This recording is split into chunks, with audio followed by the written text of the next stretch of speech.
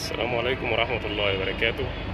أهلا وسهلا بحضراتكم في فيديو جديد. إخواتي وحبايبي وأصحابي اللي دايما بينوروني ويشرفوني في كل مكان،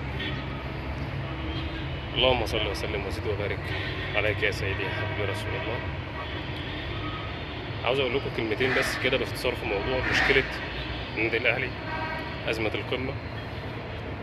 حقيقة الناس كانت بتشكك، الناس اللي هم كانوا بيشككوا في موضوع دستورية اللي هي بالنسبة للكورة واللوائح اللي بتقول ما ينفعش اللجنة الأولمبية تنظر في المشكلة بتاعة الأهلي والزمالك، ملهاش اختصاص في المشكلة دي.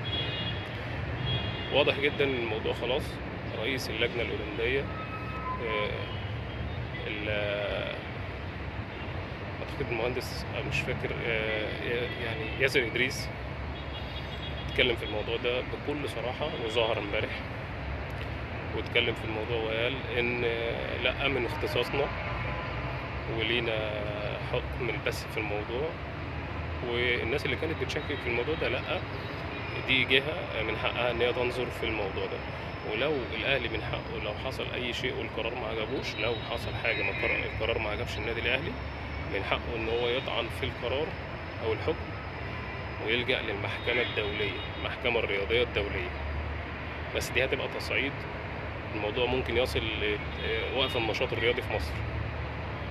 فيعني ما حدش عارف بقى ايه اللي هيحصل. لسه النادي الاهلي اعتقد الاهلي هيقف لحد كده عشان يعني مصلحة البلد برضو، هو مش هيعديها شوية، هنشوف، بس هيحتاج باحتجاج رسمي شوية. على كل حال الفترة الجاية سأوفيكم بكل شيء. حبيت أقول الكلام ده للناس اللي بتشكك في الموضوع، وإن شاء الله القادم كل ما يحصل شيء جديد هتلاقوا الخبر هنا بس عندنا على قناة باكورد. ما تنسوش تنتشروا اللايك واشتركوا في القناة، فعلوا الجرس على الكل عشان يوصلكم كل جديد. تحياتي ليكم وأشوفكم في فيديو جديد. سيبكم دايما في رعاية الله. كل سنة وانتم طيبين. سلام. السلام عليكم ورحمة الله وبركاته.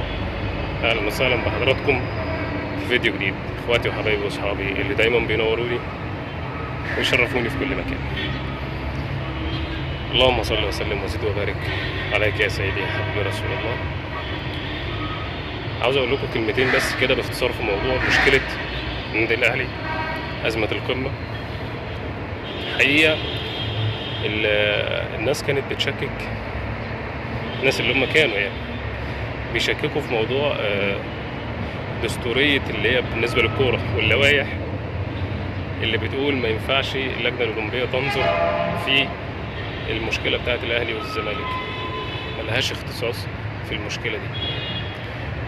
واضح جدا ان الموضوع خلاص. رئيس اللجنة الأولمبية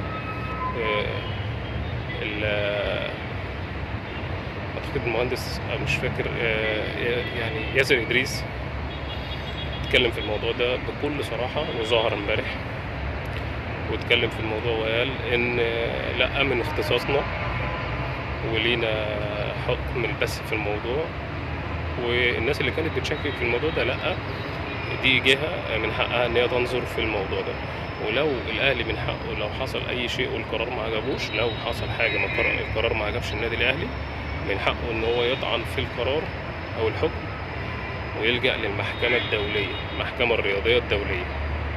بس دي هتبقى تصعيد، الموضوع ممكن يصل لوقف النشاط الرياضي في مصر. فيعني ما حدش عارف بقى ايه اللي هيحصل. لسه النادي الاهلي اعتقد الاهلي هيقف لحد كده عشان يعني مصلحة البلد برضو، هو مش هيعديها شوية، هنشوف، بس هيحتاج باحتجاج رسمي شوية. على كل حال الفترة الجاية سأوفيكم بكل شيء. حبيت أقول الكلام ده للناس اللي بتشكك في الموضوع، وإن شاء الله القادم كل ما يحصل شيء جديد هتلاقوا الخبر هنا بس عندنا على قناة باكورد. ما تنسوش تنتشروا اللايك واشتركوا في القناة، فعلوا الجرس على الكل عشان يوصلكم كل جديد. تحياتي ليكم وأشوفكم في فيديو جديد. سيبكم دايما في رعاية الله. كل سنة وانتم طيبين. سلام.